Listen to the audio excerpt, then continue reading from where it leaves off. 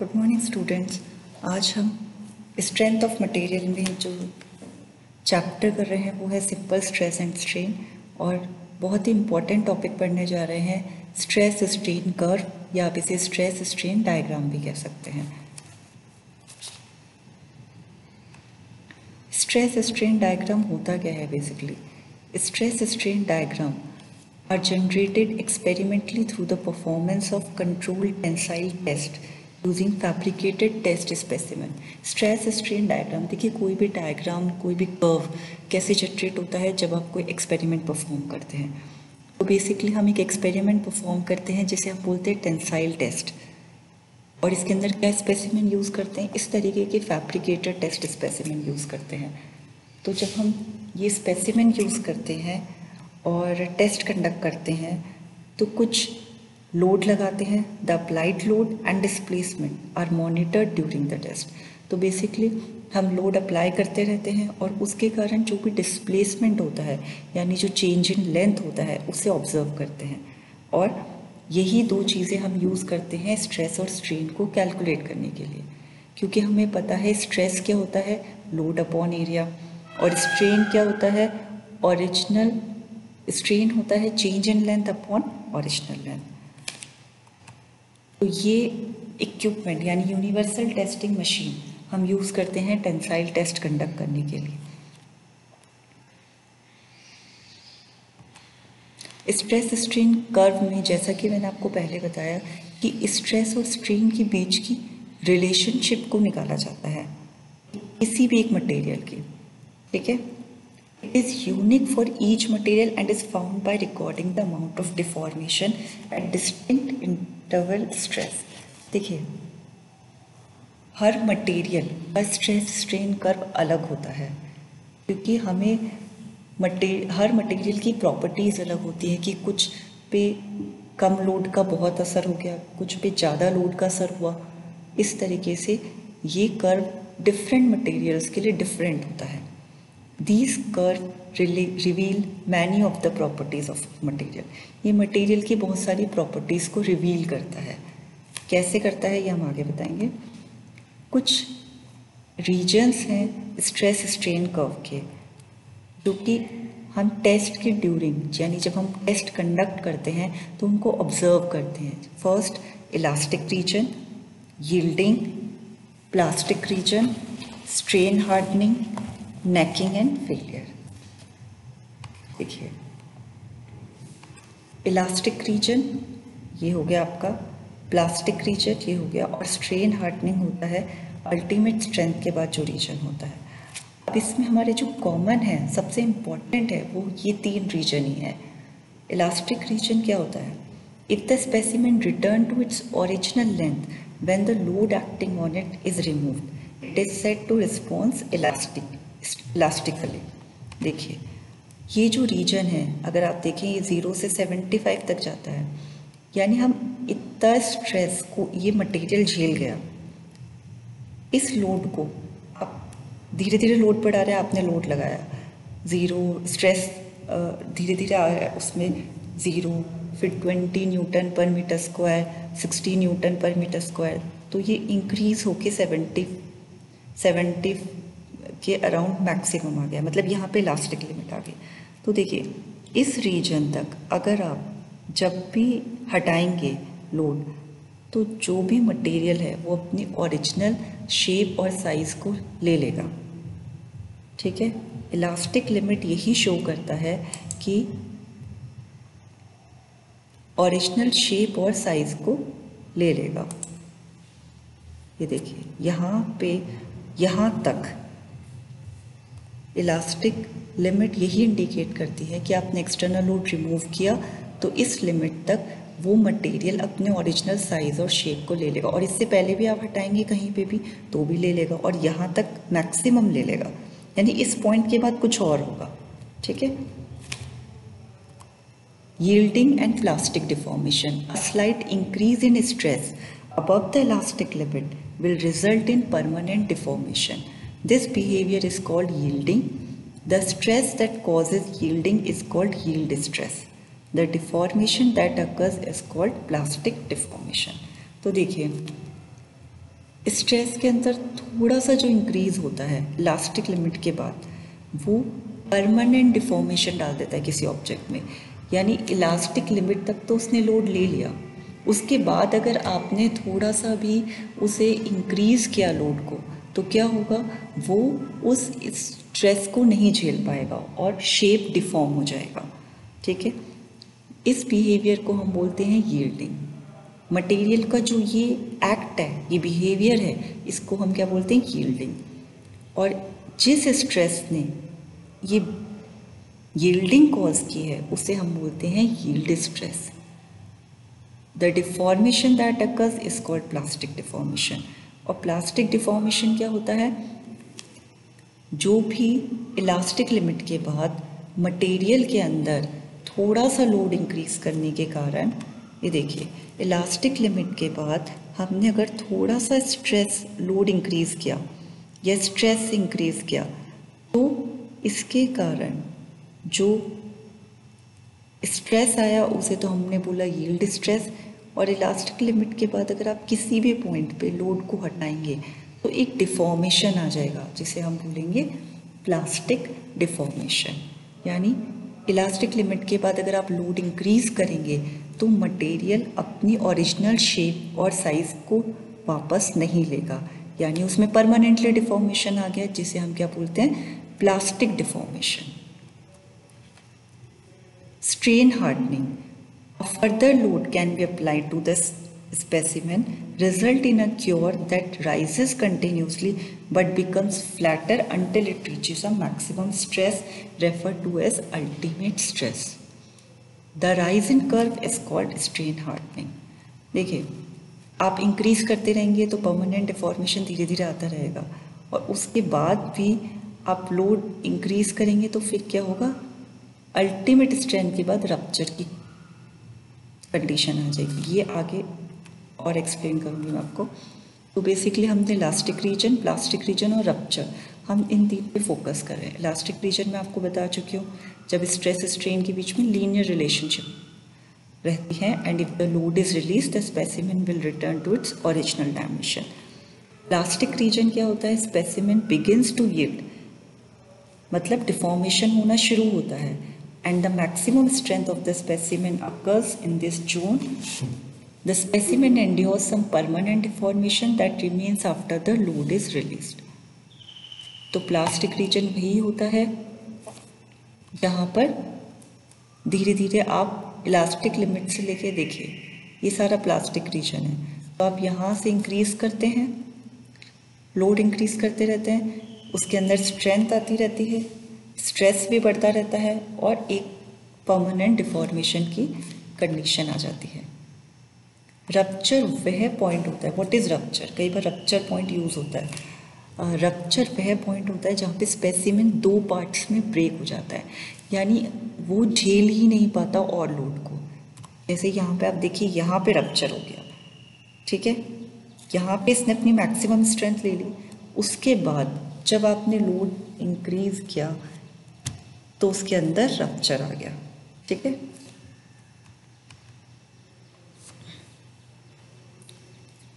ये कुछ डायग्राम्स मैंने आपको डिफरेंट दे रखे हैं ताकि आपको इजी रहे अंडरस्टैंड करने में।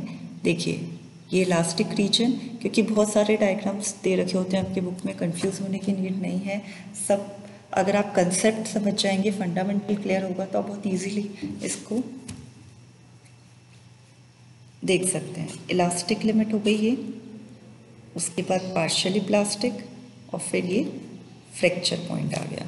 ठीक है, इलास्टिक लिमिट आपको अगेन एंड अगेन ये पॉइंट्स मैं आपको क्लियर कर रही हूँ बार बार, ताकि आपको ये लिमिट्स बहुत इंपॉर्टेंट है जो आपको अच्छे से समझना चाहिए।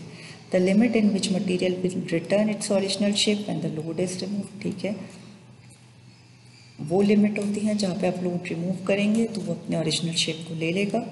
यील्ड पॉइंट क्या होता है, yield point is the point, अब पॉइंट की हम बात कर रहे हैं जो डायग्राम के अंदर पॉइंट्स दे रखे थे। जैसे मैं आपको बताती हूँ, ये पॉइंट, इस पॉइंट को आप कैसे डिफाइन करेंगे, तो देखिए, yield point is the point eight which the material will have an appreciable elongation or a slight increase in stress above the elastic limit will result in permanent deformation. The behavior is called yielding for ductile material. Yield point वह point होता है जो कि यह बताता है कि elastic limit के बाद अगर आपने लोड इंक्रीज किया तो जो इलोंगेशन आता है वो परमानेंट होता है और वो कहाँ तक होता है, up to the yield point. तो यील्ड पॉइंट तक एक एप्रिशिएबल इलोंगेशन आ जाता है, यानी चेंज इन लेंथ और इंक्रीज हो जाती है थोड़ा सा स्ट्रेस इंक्रीज करने पर। जो लेस डक्टाइल मटेरियल्स होते हैं उनके लिए, जैसे कि जिनमें स्ट्रेचिंग कम हो पाती है, जैसे एल्यूमिनियम या medium to high carbon steel, उनके यील्ड पॉइंट डेफिनेट नहीं होते, यानी निश्चित नहीं होते। तो उस केस में हम ऑफसेट मेथड यूज़ करते हैं यील्ड पॉइंट निकालने के लिए। अपर यील्ड पॉइंट वो होता है which corresponds to the load reached just before the yield start. Upper yield point होता है जब यील्ड होना स्टार्ट होता है उससे पहले जो पॉइंट होता है, जैसे कि आपने लोड को जस्ट बढ़ाना शुरू किया, ठीक है, और lower yield point which corresponding to the load required maintain yield. Lower yield point should be used to determine yield strength of the material. यानी ये देखिए यील्ड स्ट्रेंथ का डायग्राम है, हम ड्रॉ कर सकते एक line parallel to the initial line linear portion. ये लाइन मैंने ड्रॉ की। अब ये लाइन जिस पॉइंट पे कट कर रही है इस कर्व को, वो एक्चुअली यील्ड पॉइंट होता है, ठीक है। यील्ड पॉइंट हम कैसे निकालते हैं, क्यों निकाल रहे हैं, क्योंकि जो डक्टाइल मटेरियल्स होते हैं उनमें कहीं ना कहीं निश्चित यील्ड पॉइंट नहीं दे रखा होता। तो उस केस में हम क्या करते हैं, जो स्ट्रेस स्ट्रेन कर्व है उसके पैरेलल एक लाइन ड्रॉ करके ये कर्व पे जहाँ इंटरसेक्ट करता है उस पॉइंट को मार्क करके हम उसे यील्ड पॉइंट बता देते हैं। तो जो वाई कोऑर्डिनेट होता है इस पॉइंट का वो यील्ड स्ट्रेंथ होता है, मतलब कि सिग्मा वाई, ठीक है। अल्टीमेट स्ट्रेंथ क्या होती है, the maximum ordinate in the stress strain diagram is the ultimate strength और tensile strength. This is the maximum load the specimen sustain during the test. देखिए अल्टीमेट स्ट्रेंथ, ये ultimate strength होती है, मतलब कि इस पॉइंट पे इस पूरे मटेरियल ने सबसे ज़्यादा लोड को सहन किया है। यानी किसी भी मटेरियल की आप स्ट्रेंथ ताकत कैसे देखते हैं कि वो कितना लोड को बियर कर पा रहा है। तो बेसिकली अल्टीमेट पॉइंट, जैसे कि ये यील्ड पॉइंट है वैसे ये भी एक पॉइंट है, तो अल्टीमेट पॉइंट वह पॉइंट होता है जहाँ पर मैक्सिमम लोड मटेरियल बियर करता है। इसका मतलब अल्टीमेटली ये अल्टीमेट स्ट्रेंथ का पॉइंट है। क्लियर। नेक्स्ट है आपका नेकिंग। नेकिंग क्या होती है, आफ्टर द अल्टीमेट स्ट्रेस, मतलब कि मैक्सिमम स्ट्रेस झेलने के बाद the cross-sectional area begins to decrease in a region of a specimen because of local instability. This phenomenon is known as necking. After necking has been beginning, we note that rupture occurs at an angle of 45 degrees with the original surface of the specimen. This indicates that shear stresses are responsible for failure of the ductile material. तो देखिए maximum load तो इसने ultimate point पे झेल लिया, उसके बाद क्या होता है कि एक नेकिंग रीजन फॉर्म होने लगता है। इस तरीके से देखिए ये नेकिंग रीजन, यानी बीच में से ये नेक बन गया बीच में से, ठीक है, ये नेक फॉर्म होने लगता है अल्टीमेट स्ट्रेस के बाद। इसे हम बोलते हैं नेकिंग रीजन, एक नेक फॉर्म होना। और जब ये बढ़ता रहता है तब ये फाइनली टूट जाता है, जिसे हम बोलते हैं रप्चर। क्लियर। तो ये जो नेकिंग रीजन है, क्योंकि अब हम लोड तो बढ़ा नहीं रहे, तो बेसिकली कहते हैं कि ये शियर स्ट्रेस यानी कर्तन प्रतिबल के कारण होता है, ठीक है। After the ultimate stress cross sectional area, मतलब एक टाइम तक लेंथ पे फर्क पड़ता है, उसके बाद अल्टीमेट पॉइंट के बाद क्या होता है, क्रॉस सेक्शनल एरिया, ये जो क्षेत्रफल है जिसे आप अनुप्रास्थ काट क्षेत्रफल बोलते हैं, उस पर फर्क पड़ने लगता है, उस पर इफेक्ट पड़ने लगता है, और लेंथ की बजाय ये नेक रीजन फॉर्म होने लगता है। ठीक है, ये कब तक फॉर्म होता है नेक रीजन? जब तक कि ये फ्रैक्चर पॉइंट पे ना पहुंच जाए, यानी ये नेकिंग रीजन तब तक फॉर्म होता रहेगा जब तक कि ये टूट ना जाए। एक पॉइंट पे आकर ये टूट जाता है, जिसे हम फ्रैक्चर पॉइंट या रप्चर पॉइंट बोलते हैं, जिस पॉइंट पर ये मटेरियल टूट जाता है। तो देखिए, रप्चर या फ्रैक्चर एक ही चीज़ है। द स्पेसिमेन स्प्लिट इनटू 2 और मोर पीसेस और break into parts. Rupture strength क्या होगी? Is the strength of material at rupture. Rupture पे यानी रप्चर पॉइंट पे जो स्ट्रेंथ है उस मटेरियल की, उसे हम रप्चर स्ट्रेंथ बोलेंगे। ठीक है, strain hardening, the stress must increase to keep elongating the specimen. हम स्ट्रेस कब तक इंक्रीज करते रहते हैं? अल्टीमेट पॉइंट तक। देखिए, अल्टीमेट पॉइंट तक हम इंक्रीज करते रहते हैं जब तक कि उसकी मैक्सिमम, अगर आप देखें तो यहाँ पे इसके बाद एक्चुअली हमें स्ट्रेस इंक्रीज नहीं करना चाहिए था, क्योंकि ओरिजिनल शेप नहीं लेगा मटेरियल, पर हमने इंक्रीज करके उसे यील्ड पॉइंट तक पहुँचाया। उसके बाद हम इंक्रीज करते रहे धीरे धीरे धीरे ग्रेजुअली, और अल्टीमेट पॉइंट तक पहुँचाया। अल्टीमेट पॉइंट पे इसकी मैक्सिमम स्ट्रेंथ होती है। ठीक है, तो यहाँ तक हम इंक्रीज करते हैं। उसके बाद क्या होता है? उसके बाद शीयर स्ट्रेस रोल प्ले करता है, और लेंथ इंक्रीज होने की बजाय मटेरियल का क्रॉस सेक्शन यानी क्षेत्रफल वो डिक्रीज होता है, और नेकिंग रीजन फॉर्म होता है। नेकिंग रीजन जब फॉर्म होता है तब क्या होता है?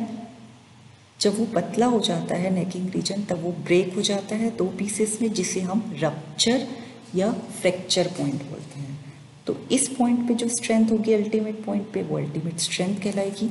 यील्ड पॉइंट पे जो स्ट्रेंथ होगी वो यील्ड स्ट्रेंथ कहलाएगी। इलास्टिक पॉइंट पे जो स्ट्रेंथ होगी वो इलास्टिक स्ट्रेंथ कहलाएगी, और रप्चर पॉइंट पे जो स्ट्रेंथ होगी वो रप्चर या फ्रैक्चर स्ट्रेंथ कहलाएगी। क्लियर?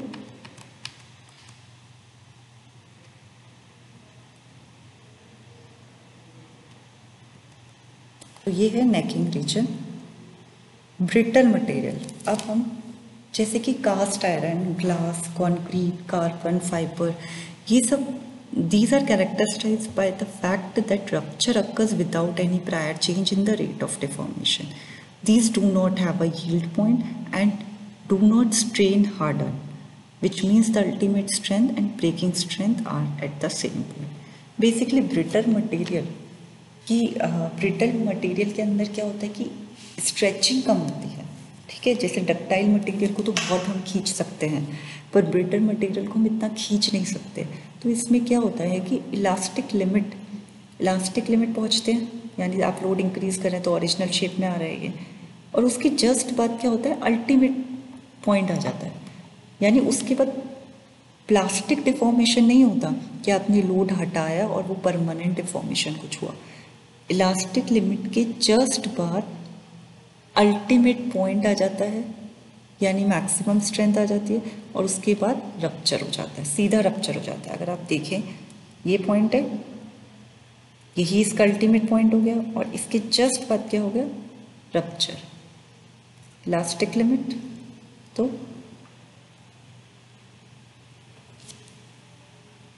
ज़्यादा स्ट्रेन नहीं होता है, अल्टीमेट पॉइंट और रप्चर फ्रैक्चर पॉइंट एक ही होता है। क्लियर? तो अब आपका इसमें एक और चीज़ आपको मैं बता देती हूँ कि देखिए, यहाँ पे स्ट्रेस है, यहाँ पे स्ट्रेन है। ब्रिटल मटेरियल की एक और खासियत है जो कि मैंने आपको बताया कि इसमें खिंचाव कम होता है, यानी कि आप लोड इंक्रीज करेंगे तो एक लिमिट तक इसके अंदर क्या होगा? इलास्टिक लिमिट तक, तो ये अपने ओरिजिनल शेप एंड साइज में आ जाएगा। उसके जस्ट बाद इसका अल्टीमेट पॉइंट आ जाएगा, यानी मैक्सिमम स्ट्रेंथ इतनी ही बेयर कर सकता है, और अल्टीमेट पॉइंट आने के बाद ये उस लोड को झेल नहीं पाएगा, फटाफट इसका क्या हो जाएगा? सीधे, इस सीधी लाइन क्या दर्शा रही है? इसका टूट जाएगा, ये फ्रैक्चर हो जाएगा, रप्चर हो जाएगा। क्लियर? तो अब नेक्स्ट है आपका असाइनमेंट। देखिए आपका जो असाइनमेंट 2 है वो आपका ट्यूटोरियल 1 का असाइनमेंट ही है। इसमें आपको क्या क्या करना है, जो आपको क्वेश्चन 1 रहेगा वो रहेगा what is stress and strain curve. तो आपको अच्छे से बताना है कि स्ट्रेस स्ट्रेन कर्व होता क्या है। ठीक है? फिर आप एक्सप्लेन करेंगे stress strain curve with various limit, graph draw करेंगे और हर लिमिट के बारे में बताएंगे, जैसे कि इलास्टिक लिमिट के बाद यील्ड लिमिट आती है, फिर अल्टीमेट पॉइंट आता है, फिर रप्चर पॉइंट आता है। तो उन लिमिट्स के बारे में भी लिखेंगे और कर्व भी पूरा बनाएंगे। ठीक है? What is yield strain and explain method of determinant. आपको एक स्लाइड के अंदर मैंने यील्ड स्ट्रेस बताया था कि यील्ड स्ट्रेस होता क्या है, और उसे एक्सप्लेन करेंगे कि उसे हम निकालते कैसे हैं, कैसे डिटरमिन करते हैं। तो देखिए ये आपका ट्यूटोरियल 1 ही रहेगा, चैप्टर आपका सिंपल स्ट्रेस एंड स्ट्रेन, और उसका असाइनमेंट 2 है। तो ये आपको मुझे सबमिट करना है नेक्स्ट लेक्चर से पहले, और जब तक आप मुझे असाइनमेंट सबमिट नहीं करेंगे आपकी अटेंडेंस मार्क नहीं होगी। सो प्लीज़ अटेंडेंस मार्क करवाने के लिए अपने असाइनमेंट को लेके आप बिल्कुल सीरियस हो जाइए, क्योंकि असाइनमेंट आपका कवर करना बहुत ज़्यादा ज़रूरी है। तो असाइनमेंट आपका कवर करना बहुत ज़रूरी है। अब इसके अंदर जो यील्ड स्ट्रेस वाला है वो मैं आपको बता देती हूँ। यील्ड स्ट्रेंथ का आप ये वाला कवर करेंगे। ठीक है? इस पूरा मेथड बताएंगे, आप चाहें तो बुक्स की हेल्प भी ले सकते हैं। और इसके अंदर देखिए स्ट्रेस स्ट्रेन का जो टॉपिक है वो एक्चुअली बहुत इम्पॉर्टेंट टॉपिक है आपकी स्ट्रेंथ ऑफ मटेरियल के अंदर। आपको सब हर तरह की प्रोपोर्शनल लिमिट का पता होना चाहिए, जो कि मैंने आपको बताया, elastic limit, yield point, ultimate point, rupture. आप चाहें तो ये डायग्राम यूज़ कर सकते हैं। डिफरेंट रीजन आप मुझे बताएंगे। जैसे कि एक और चीज़ मैं आपको बताना चाहूँगी कि इसके अलावा आप क्या करेंगे, देखिए ये स्ट्रेस है, ये स्ट्रेन है, तो ऐसा नहीं है कि आप इससे सिर्फ पॉइंट ही निकाल सकते हैं। अगर एक्स एक्सिस पे स्ट्रेन है और वाई एक्सिस पे स्ट्रेस है, तो आप हर पॉइंट पे, ए पॉइंट पे एक स्ट्रेस भी निकाल रहे हैं और एक स्ट्रेन भी निकाल रहे हैं। क्लियर? जैसे बी पॉइंट, ए पॉइंट हो गया इलास्टिक लिमिट का, बी पॉइंट हो गया यील्ड स्ट्रेस, ई पॉइंट हो गया अल्टीमेट स्ट्रेस, क्योंकि यहाँ से आपको स्ट्रेस ही मिलेगा वाई एक्सिस से, और एक्स एक्सिस से आपको यहाँ पे स्ट्रेन मिल रहा है। ठीक है? जबकि कुछ डायग्राम में अगर आप देखें कहीं पे यहाँ पे आपको हो सकता है बुक में एक जगह स्ट्रेन एक जगह स्ट्रेस मिले, मतलब एक्स एक्सिस पे स्ट्रेस मिले और वाई एक्सिस पे स्ट्रेन मिले, तो वो डिफरेंट हो सकता है। आपको इसके अंदर आपको कलर्ड करके दिखा रखा है ताकि आपको और इजी रहे समझने। ये इलास्टिक रीजन हो गया, उसके बाद इतना यील्डिंग रीजन हो गया। ठीक है? देखिए प्रोपोर्शनल लिमिट एक और आपको बताना चाहूँगी मैं। प्रोपोर्शनल लिमिट वह लिमिट होती है जहाँ तक स्ट्रेस और स्ट्रेन प्रोपोर्शनल होते हैं, डायरेक्टली प्रोपोर्शनल होते हैं। ठीक है? और इलास्टिक लिमिट वो पॉइंट होती है जहाँ पे ये डायरेक्टली प्रोपोर्शनल हो, ये ज़रूरी नहीं, पर प्रोपोर्शनल लिमिट तक ये कौन सा लॉ फॉलो करते हैं? Hooke's law. तो आप अगर ये टर्म देखते हैं प्रोपोर्शनल लिमिट, तो इसमें कन्फ्यूजन होने की बिल्कुल भी कंफ्यूज मत होइए, क्योंकि प्रोपोर्शनल लिमिट वह लिमिट होती है जहाँ पे stress is proportional to strain. Clear?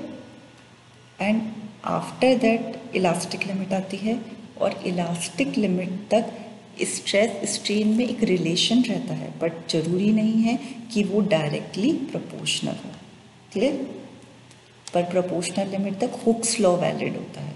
Hooke's law proportional limit तक वैलिड होता है, और कई केस में इलास्टिक लिमिट और प्रोपोर्शनल लिमिट कुछ मटेरियल्स का सेम भी होता है, वो डिफरेंट केस होता है। ठीक है? तो ये आपका यील्डिंग हो गया, ये आपका स्ट्रेन हार्डनिंग रीजन हो गया, और ये नेकिंग हो गया। तो अल्टीमेट स्ट्रेस के बाद ये नेकिंग पहुंच जाता है। इस डायग्राम से रिलेटेड अगर आपको कोई भी डाउट हो तो आप मुझसे व्हाट्सएप ग्रुप में पूछ सकते हैं, ठीक है। और आप मुझे अपना असाइनमेंट व्हाट्सएप पे मैं आपको सेंड कर दूँगी एक लिंक, उस पर आप मुझे सेंड करेंगे। अदरवाइज़ आप मेल करेंगे मुझे nehaeclasses@123gmail.com। इस पर आप मुझको अपने असाइनमेंट मेल कर देंगे। Okay, thank you.